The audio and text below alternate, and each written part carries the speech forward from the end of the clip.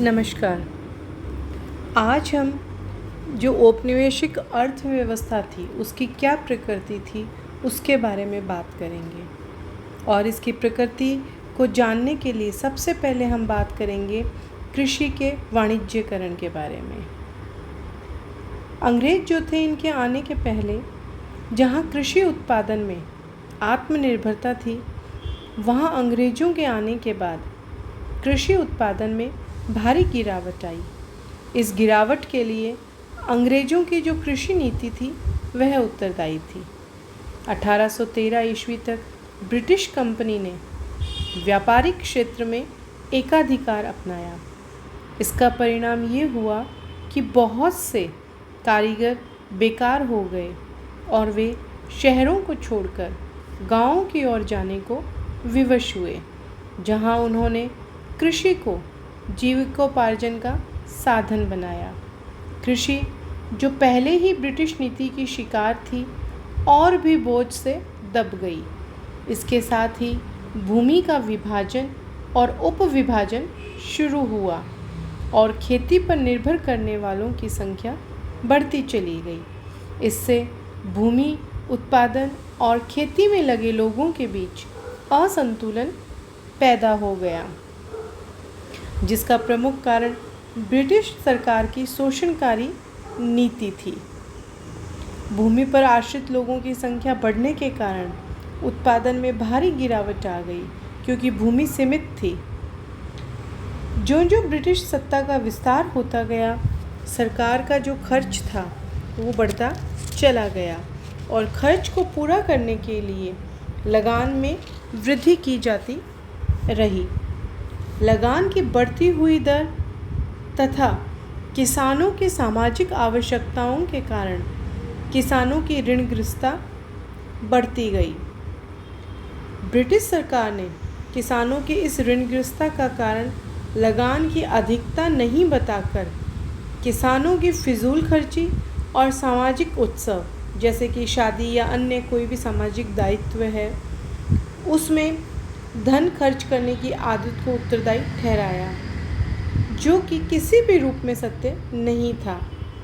भारी लगान और साहूकार जो थे, उनके मनमानी के कारण किसान ऋणग्रस्तता में दबता गया।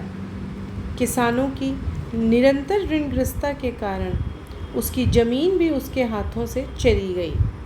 साहूकार किसानों के ऋण के बदले उनकी ज़मीनों को हड़पने लगा और इस प्रकार किसानों की जो पुश्तैनी ज़मीन थी वे साहूकारों को हस्तांतरित होने लगी।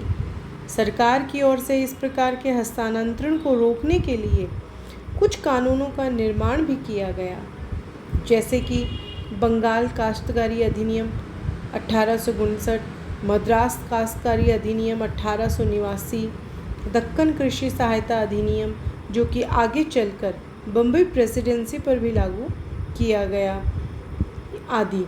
लेकिन ये जो अधिनियम थे ये अधिक कारगर सिद्ध नहीं हुए और किसानों की स्थिति में कोई भी सुधार नहीं हुआ। कृषि और किसानों की दुर्गति करने के लिए ब्रिटिश सरकार की कृषि नीति ही नहीं बल्कि औद्योगिक नीति भी जिम्मेदार थी।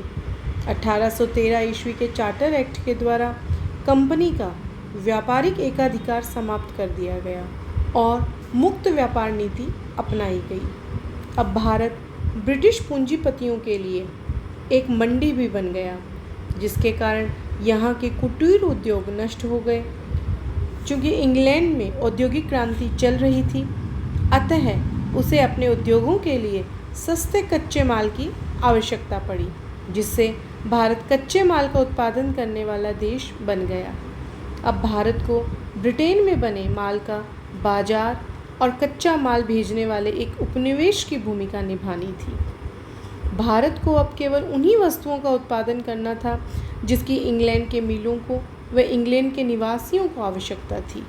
नई लगान नीति के कारण किसानों को अब रोकड़ राशि की आवश्यकता थी, इसलिए अब किसान भी उन फसलों को उगाने के लिए मजबूर होने लगा जिसका बाजार में क्रय विक्रय हो सके।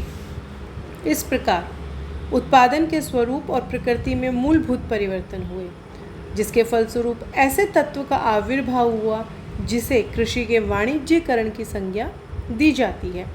भारत में ब्रिटिश सत्ता स्थापित होने से पूर्व उत्पादन उन वस्तुओं का होता था जो मानव के लिए आवश्यक थी तथा जिनका प्रयोग विनिमय के लिए होता था, बाजार के लिए नहीं। लेकिन अब किसान केवल वे वस्तुएं उगाने लगा जिनका देशी और विदेशी बाजार के दृष्टिकोण से अधिक मूल्य था। इस प्रकार कृषि के स्वरूप में मूलभूत परिवर्तन हुआ। अपनी विशिष्टता के कारण कई स्थानों में अब एक सी ही फसल उगाई जाने लगी, जैसे बंगाल में केवल जूट के उत्पादन पर और पंजाब में केवल गेहूं और कपास की खेती पर अधिक बल दिया गया। अफीम के व्यापार के लिए पोस्त की खेती को बनारस, बिहार, बंगाल और मध्य भारत व मालवा में बढ़ाया गया। बर्मा में चावल की खेती बढ़ी। अपने व्यापारी हितों के ध्यान में रखकर सरकार द्वारा इन कृषि उत्पादों को बढ़ाने के लिए अग्रिम राशि भी दी जाती थी। 1853 ईस्वी के बाद तो ब्रिटिश पूंजीपतियों के द्वारा भारत में पूंजी निवेश के कारण नील, चाय, कॉफ़ी, रबर आदि की खेती पर बल दिया गया। कृषि के क्षेत्र में यूरोपीय और ब्रिटिश पूंजीवाद की पहली पसंद जो थी वह था चाय, कॉफ़ी, रबर और नील के बागान। नील बागानों का ये जो कार्य था ये गुलाम मजदूरों के द्वारा करवाया जाता था। गरीब मजदूरों को नील के बागानों में काम करने के लिए ज़बरदस्ती पेशगी रकम दे दी जाती थी और फिर उन्हें बंधुआ मजदूर बनाकर बागानों में काम करवाया जाता था। चाय बागानों में काम करने के लिए मजदूरों को लाने के लिए बहुत ही छल कपट का सहारा लिया जाता था। उन्हें लुभावने वायदे से आकर्षित किया जाता था, पर जब वे एक बार बागान में जब पहुंच जाते थे तो उन्हें कैदियों की भांति रखा जाता था। इन श्रमिकों को ऐसे जंगलों में रखा जाता था जहां कोई भी मनुष्य नहीं रहता था। इन जंगलों में खाद्य पदार्थ नहीं मिलते थे और जो मिलते भी थे वे काफ़ी महंगे होते थे, जिसके परिणाम स्वरूप श्रमिक और उसके परिवार के लोग घातक बीमारियों के शिकार हो जाते थे और उनमें से बहुत से तो मर भी जाते थे। लेकिन चाय बागानों के जो मालिक थे इनको इस बात से कोई भी मतलब या कोई भी सरोकार नहीं था।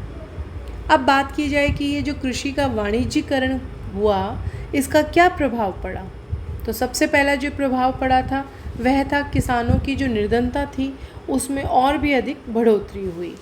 कृषि के वाणिज्यीकरण के अंतर्गत तैयार की जाने वाली फसलों से व्यापारी वर्ग तथा अंग्रेजों की व्यापारी सरकारी कंपनी को काफ़ी लाभ होने लगा, परंतु इन फसलों ने किसानों की निर्धनता में और भी अधिक बढ़ोतरी कर दी। इसका मुख्य कारण व्यापारियों की छल कपटपूर्ण नीति थी।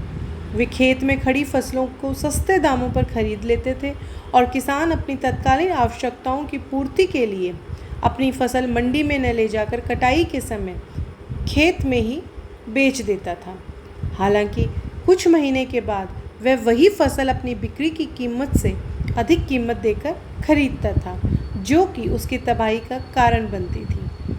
कई बार तो व्यापारी बुआई के समय ही किसान को ऋण देते समय फसल उसी को बेचने के लिए विवश कर देता था।